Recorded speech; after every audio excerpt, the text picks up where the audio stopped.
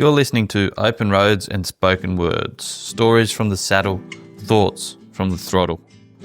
This is a podcast about the moments the road gives you, whether you plan them or not. I'm Tony, and today's episode is called The Detour That Changed Everything. I had it all mapped out. Tasmania, 2 weeks, a roughly drawn route along the east coast, hugging the cliffs, weaving through forests, setting up camp in places I'd circled on the map months earlier. It was supposed to be smooth, scenic, predictable. But if you've ever ridden long enough, you know the road doesn't care about your plans.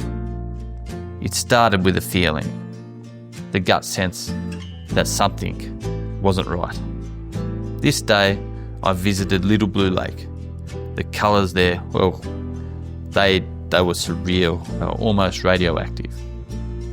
And now, I was leaving St. Helens to visit the Bay of Fires. I was feeling good, riding along this stretch of road along the coastline.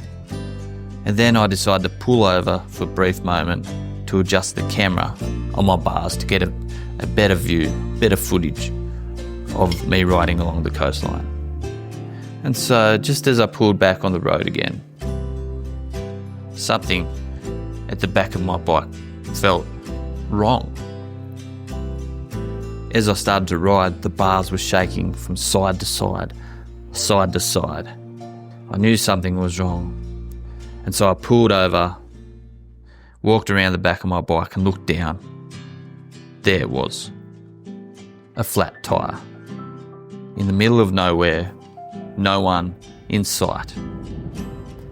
And just like that, the map in my head of my trip, of this day, tore itself in half. So, and got on my bike and I limped back to St. Helens. Eventually, I found East Coast Motorcycles and Stu. His name was Stu, who had a look around. He didn't have a tube, but was able to order one in. But the issue was, it wouldn't come until the next day. So there I was, sat in a hotel room, the kind of place that smells like beach and old pine. I could have been angry. I could have sat in that room frustrated that I was off schedule, my plans disrupted. But instead, I sat still, listened to the rain hitting the tin roof. I then took a deep breath. And for the first time on the trip, I realised I wasn't chasing the route. I was chasing the feeling of freedom, surrender, presence. And here I was in a dingy hotel room with no plans at all. So the next day, with the tyre fixed, I hit the road again.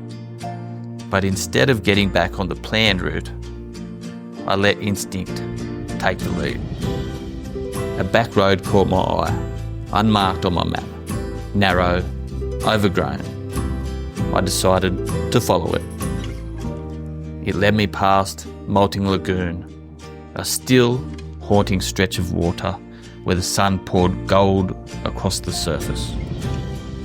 And beyond that, a small clearing tucked away behind some trees, near a fence. No one around, no signs, just enough space to pitch a tent and breathe. I made camp there, cooked on a small flame and watched the stars roll in. And it hit me. I would have missed it. I would have missed all of this if things had gone to plan. That detour, the flat tyre, the broken plans gave me something better than what I'd charted. It gave me space to listen, not to the GPS, not to the clock, but to myself. And it reminded me, sometimes the road knows what you need better than you do. the broken down moments, the unplanned stops, the wrong turns. They're not delays, they're invitations. They are not delays, they are invitations. This was the Detour. Start again. So that was the detour that changed everything. If you've had a moment like that, a breakdown that turned into a breakthrough, I'd love to hear about it.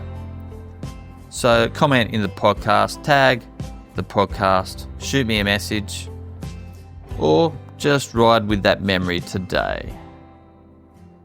So you've been listening to Open Roads and Spoken Words.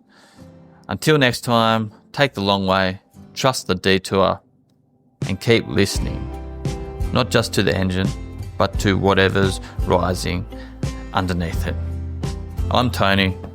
See you next time.